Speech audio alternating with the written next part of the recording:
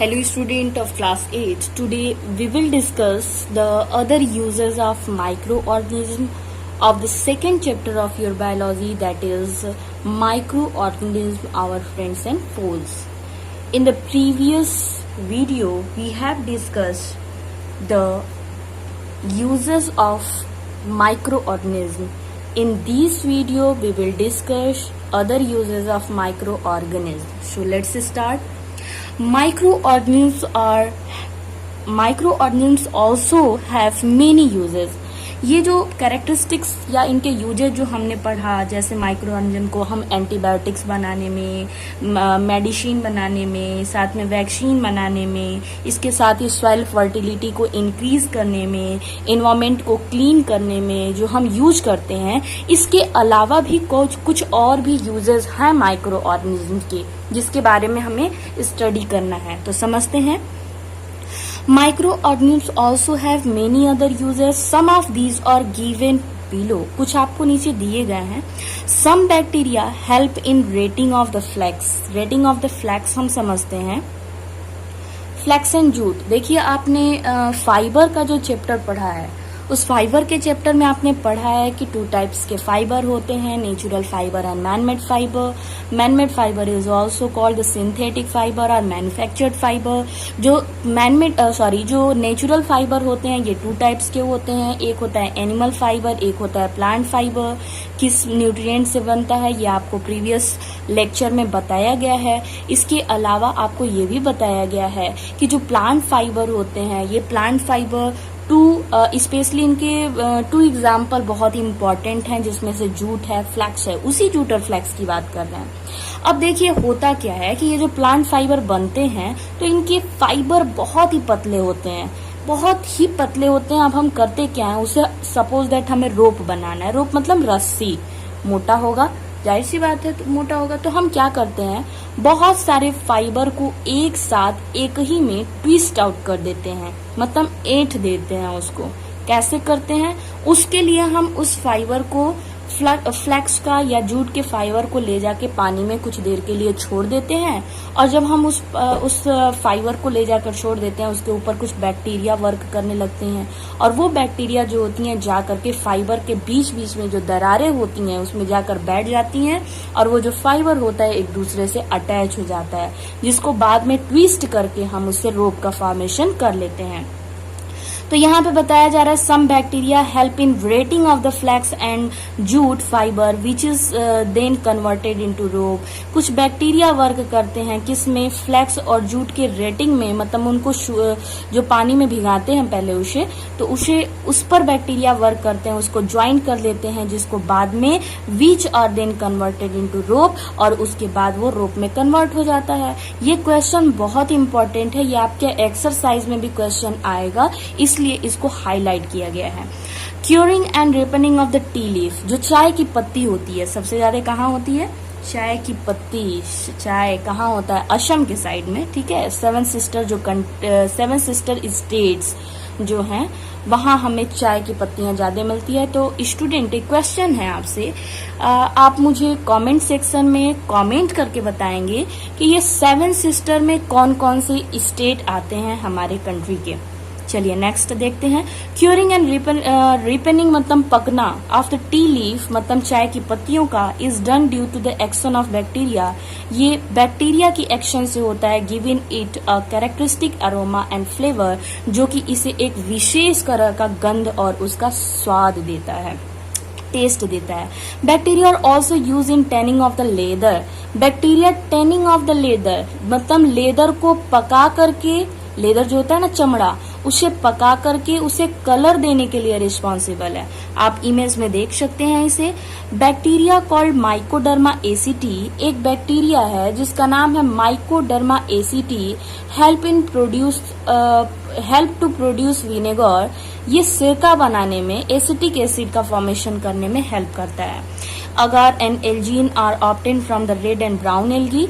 अगार और एल्जीन जो होते हैं ये रेड और ब्राउन एल्गी से हमें मिलते हैं रिस्पेक्टिवली, मतलब कि रेड से मिलेगा अगार और एल्जीन मिलेगा ब्राउन से। These are use in preparation of medicine, जिसका यूज हम मेडिसिन में, फूड में एंड कॉस्मेटिक और कॉस्मेटिक प्रोडक्ट बनाने में करते हैं। Many of the seaweeds are directly added to agriculture field, बहुत सारे ऐसे सीवीड हैं जो कि डायरेक्टली एग्रीकल्चर फील्ड में ले जाके हम उसे डाल देते हैं। सीवीड समझ रहे हैं, समुद्र में या पानी में पाए जाने वाले खरपतवार जो होते हैं। वीड्स मतलब होता है unwanted plant that has been grown with the main crop of our field is called weeds. But यहाँ बात हो रही है सीवीड, मतलब कि समुद्र में पाए जाने वाले खरपतवार are directly added to the agriculture field as manure, ये खाद के रूप में ले जाकर के एग्रीकल्चर फील्ड में डाल दिया जाता है because they are rich in nitrogen, क्योंकि इनमें नाइट्रोजन और पोटेशियम बहुत ही ज्यादा होता है। नेक्स्ट हम बात करते हैं 7 पॉइंट सम सी एल्गी, कुछ ऐसे भी समुद्र में पाए जाने वाले एल्गी हैं सच एज लैमिनेरिया, जैसे लैमिनेरिया की हम बात करेंगे, फिगर में आप देख सकते हैं। और यूज एज फूडर, ये फूडर मतलब चारे के रूप में यूज किया जाता है फॉर द सीप, मतलब कि भेड़ के लिए, एंड द कैटल और पशुओं के लिए। अब हम देखेंगे हार्मफुल माइक्रो ऑर्गेनिज्म के बारे में। अभी तक हमने माइक्रो ऑर्गेनिजम्स की कैटेगरी पढ़ा, उसके बाद हमने यूजफुलनेस ऑफ माइक्रो ऑर्गेनिज्म पढ़ा। अब हम पढ़ेंगे कि माइक्रो ऑर्गेनिज्म से हार्मफुलनेस क्या है। ये हमारे लिए अच्छे तो हैं ही, साथ में हमारे लिए क्या है, नुकसानदायक भी हैं। इसीलिए तो इस चैप्टर का नाम रखा गया है फ्रेंड्स एंड फोज, हमारे मित्र और हमारे दुश्मन। तो उससे पहले कुछ क्वेश्चन है, इस क्वेश्चन का आंसर आपको कमेंट सेशन में देना है। आपका फर्स्ट क्वेश्चन है, which bacterium is involve in curd formation, दही बनाने में कौन सा बैक्टीरिया यूज होता है। Which gas is produce during baking of the bread, bread, dhokla, idli वगैरह बनाने में कौन सा गैस प्रोड्यूस होता है। Name some disease against which vaccines are prepared, कौन से ऐसे डिजीज हैं जिनके अगेंस्ट में वैक्सीन प्रिपेयर किया गया है। What are the biological nitrogen fixers, biological nitrogen fixers किसे कहते हैं, इनका नाम आपको बताना है। Which microbes are use in sewage treatment, ये ऑर्गेनिक वेस्ट के ट्रीटमेंट में कौन सा बैक्टीरिया यूज होता है। कुछ बैक्टीरिया है, विच बैक्टीरिया, कौन सा बैक्टीरिया यूज होता है। इन 5 क्वेश्चन और एक और क्वेश्चन हमने आपको ऊपर दिया था 5+1 6 क्वेश्चन का आंसर आपको कमेंट सेक्शन में देना है। Harmful micro organism, we have learn about the various useful micro organism, हम बहुत सारे माइक्रो ऑर्गेनिज्म के बारे में पढ़ चुके हैं। But many harmful effects are also cause by them, लेकिन बहुत सारे हार्मफुल इफेक्ट भी होते हैं। The common harmful effect of micro organism are, जो माइक्रो ऑर्गेनिज्म के कॉमन हार्मफुल इफेक्ट हैं और वेरियस डिजीज, ये हैं उनसे फैलने वाले रोग एंड स्पॉइलेज ऑफ फूड, और जो ये फूड को खराब कर देते हैं। लेट अस लर्न, आइए हम पढ़ते हैं about this harmful effect in little more detail, थोड़ा सा डिटेल पढ़ते हैं इसके बारे में। Micro organism cause disease, micro organism जो डिजीज कॉज करते हैं, disease causing micro organism are called microbes of pathogen, जो डिजीज कॉज करने वाले माइक्रो ऑर्गेनिज्म होते हैं उन्हें हम माइक्रोब्स कहते हैं या पैथोजन कहते हैं, मतलब कि रोगाणु कहते हैं। पैथोजन्स का मतलब होता है डिजीज कॉजिंग एजेंट, स्पेशली उसे हिंदी में उसे रोगाणु कहते हैं। Inter a healthy person body, वो एक अच्छे स्वस्थ व्यक्ति के बॉडी में इंटर कर जाता है, मेनली थ्रू, और कैसे इंटर करता है, थ्रू द एयर, हवा के थ्रू, वाटर के थ्रू एंड द फूड, और फूड के through. When an infected person sneezes, जब एक इन्फेक्टेड मतलब कि संक्रमित व्यक्ति जैसे ही स्नीज करता है, मतलब कि छींकता है, thousands of common cold causing virus, तो हजारों की संख्या में जो कॉमन कोल्ड को कॉज करने वाले वायरस होते हैं और रिलीज थ्रू द एयर, ये हवा में क्या होते हैं, पास होते हैं, release through the air, infecting the healthy peoples around, और ये इन्फेक्ट करते हैं जो आसपास में हेल्दी पीपल होते हैं उन्हें भी इन्फेक्ट करते हैं। देखिए ये वायरस पहुंच गया है इसके लंग्स में। सम insects are also the carriers of disease causing microbes, कुछ इंसेक्ट भी हैं जो कि इन डिजीज कॉजिंग माइक्रोब्स को कैरी करते हैं, ठीक है। हियर आर फ्यू एग्जाम्पल, कुछ आपको एग्जाम्पल दिए गए हैं, इनको याद रखना है, बहुत इंपॉर्टेंट है ये। The female Anopheles mosquito, the female Anopheles mosquito malaria causing parasite. Malaria जो होता है ना वो प्लाज्मोडियम से होता है, याद रखेंगे, होता है प्लाज्मोडियम से, बट ये कैरी कौन करता है? फीमेल एनाफिलीज मॉस्किटो, ठीक है। Female Anopheles mosquito carry the malaria causing parasite and the name of parasite is Plasmodium, ठीक है, देख सकते हैं फिगर में। While biting it inject the parasite inside the human body, जैसे ही हमारे बॉडी पर यहाँ पे अपने डंक को पेनिट्रेट करता है, इसके ब्लड का कनेक्शन हमारे बॉडी के ब्लड के कनेक्शन से होता है। वो जो पैरासाइट था जिसका नाम प्लाज्मोडियम है, जो मलेरिया डिजीज कॉज करेगा, ये बॉडी के अंदर पहुंच चुका है। जैसे इसे फेवरेबल कंडीशन मिलेगा, तुरंत मलेरिया के सिम्टम्स हमें दिखने लगेंगे।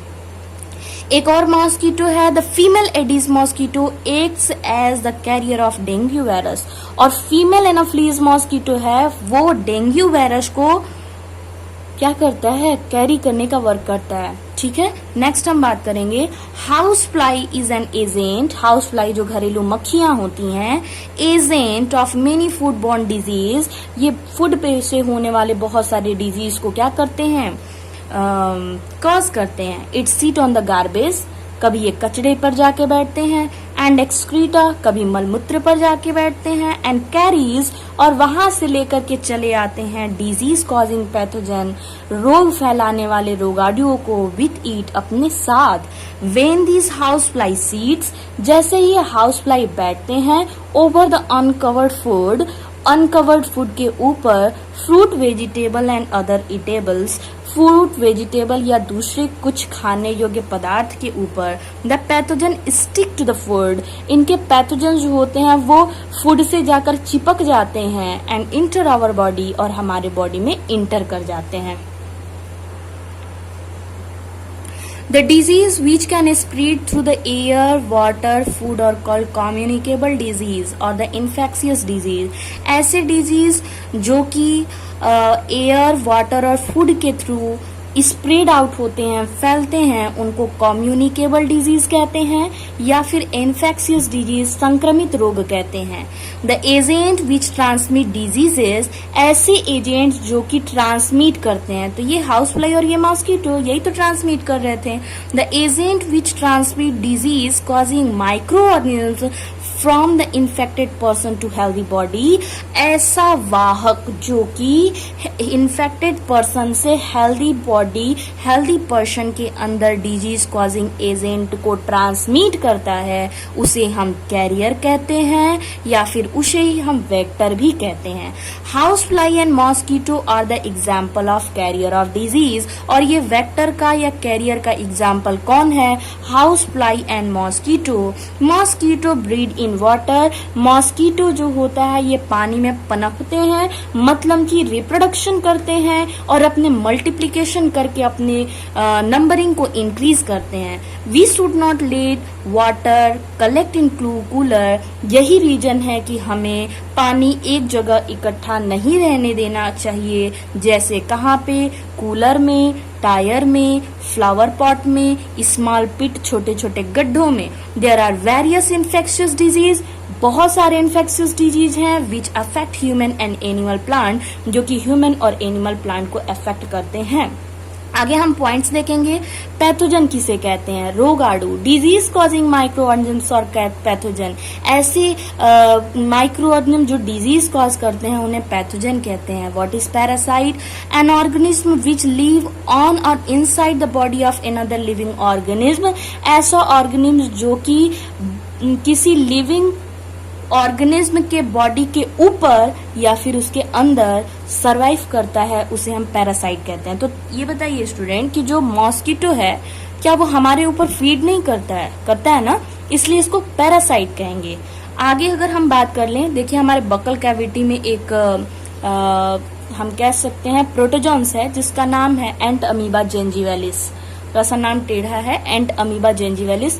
वो हमारे बकल कैविटी में पायरिया डिजीज के लिए रिस्पॉन्सिबल है। तो क्या वो पैरासाइट नहीं है? वो भी पैरासाइट है। इसके अलावा अगर हम बात करें तो हमारे स्मॉल इंटेस्टाइन में एक बैक्टीरिया होता है इस्चेरिचिया कोलाई, वो क्या है, वो भी पैरासाइट है। इसके अलावा एक और होता है हमारे स्मॉल इंटेस्टाइन में एक लिविंग ऑर्गेनिज्म होता है जिसको हम कहते हैं नाम है उसका एंट अमीबा हिस्टोलिका, जो कि स्पेशली डिसेंट्री लूज मोशन की प्रॉब्लम जो होती है उसके लिए रिस्पॉन्सिबल है, तो वो भी पैरासाइट है। कम्युनिकेबल डिजीज किसे कहते हैं, disease which spread through air water और फूड, ऐसे डिजीज जो कि एयर हवा से, पानी से और फूड से ट्रांसमिट होते हैं उनको कहते हैं कम्युनिकेबल डिजीज। वेक्टर किसे कहते हैं, लिविंग ऑर्गेनिज्म, जीवित ऐसे जीवधारी विच कैरी पैथोजन, जो कि रोगाणुओं को कैरी करते हैं, ले जाते हैं फ्रॉम इन्फेक्टेड पर्सन, संक्रमित व्यक्ति से टू द हेल्दी पर्सन, मतलब कि स्वस्थ व्यक्ति तक। फैक्ट 2 में जानते हैं, some bacteria develop resistant to antibiotics, कुछ बैक्टीरिया ऐसे होते हैं जो एंटीबायोटिक्स के क्या होते हैं, उसके मतलब उसका कोई इफेक्ट नहीं पड़ता उस पे। In a population of bacteria there are some hardly one, उनमें से कुछ एकाध ही ऐसे होते हैं जो कि एंटीबायोटिक्स का डोज लेने के बाद भी डेवलप कर जाते हैं।